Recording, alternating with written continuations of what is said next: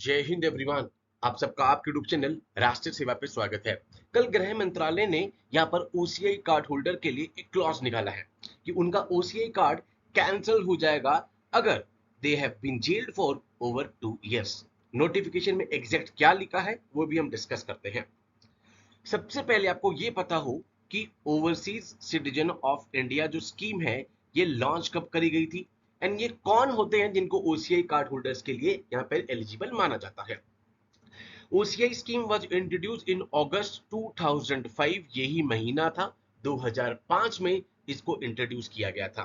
किस तरीके से इंट्रोड्यूस किया गया था? जो सबसे पहले सिटीजनशिप एक्ट आया था हमारे पास 1955, उसमें अमेंडमेंट करके। Number one. Number two, the scheme provides for registration of persons of Indian origin, that means वो Indian origin के हैं, as OCI। यहाँ पर OCI में अगर मैंने आपको पहले भी बताया था एक तरीके से लाइफ टाइम वीजा आपके पास आ जाता है।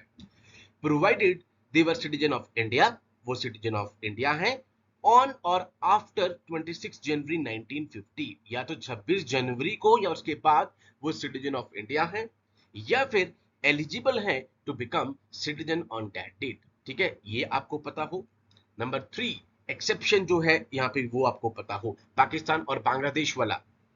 However, individuals who are or had been or whose parent or grandparent or great grandparent of Pakistan और Bangladesh are not eligible for OCI। ठीक है, ये आपको पता हो। अब इसके अलावा सिटीजनशिप हम ऑलरेडी डिस्कस कर चुके हैं। ठीक है, सिटीजनशिप आपने देखा कि part 2 of the constitution deals with the citizenship. Article number 5 to article number 11 deals with the citizenship. Parliament के पास ही पावर है, गृह मंत्रालय यहां पर सारे रूल्स रेगुलेशन बनाता है with respect to the citizenship. Now let's discuss कि इस नोटिफिकेशन में क्या लिखा है। In exercise of the powers conferred by the clause, subclause GA of Section 7D of Citizenship Act 1955, ये clause सब clause आपके लिए याद करने के लिए जरूरत नहीं है।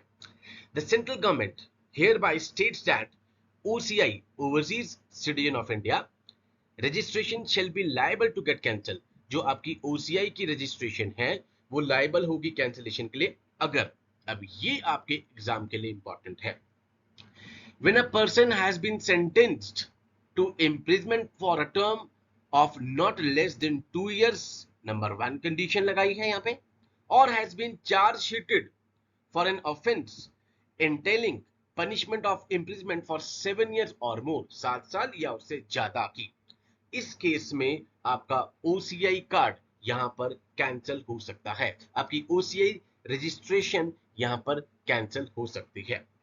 ठीक है, तो ये आपको कंडीशन पता हो इसमें। एंड नंबर टू, आपको ये पता हो सिटीजनशिप, अगर मैं से स्टैटिक पार्ट से भी आपको कोरिलेट कराऊं तो MHA गृह मंत्रालय सिटीजनशिप से डील करती है। सिटीजनशिप जो है that is the union subject. अगर आप पढ़ेंगे यूनियन, स्टेट और कंकरेंट लिस्ट, तो यूनियन लिस्ट के अंतर्गत फॉल करता है सिटीजनशिप। दो तीन चीजें मैंने आपको जब भी पॉलिटी का हम सेशंस करते थे, सिटीजनशिप, सेंसस, इन सब में आप देखेंगे कि गृह मंत्रालय की इन्वॉल्वमेंट होती है डायरेक्टली। ठीक है, तो आप ये पता हो। अब कमेंट बॉक्स में आपको ये बताना है कि OCI को कौन कौन से बेनिफिट्स नहीं मिलते हैं। जब आपने सिटीजनशिप चैप्टर पढ़ा होगा तो आपने देखा होगा कि पहले ही उसमें पेज पे, बिकॉज ऑलमोस्ट बच्चों ने लक्ष्मीकांत पढ़ी होती है, कि OCI कौन कौन से बेनिफिट्स को यहाँ पर इंटेल नहीं कर सकते हैं। ठीक है, ये आपको कमेंट बॉक्स में बताना है। So with these words, I conclude my today's session. Jai Hind to all. Take care.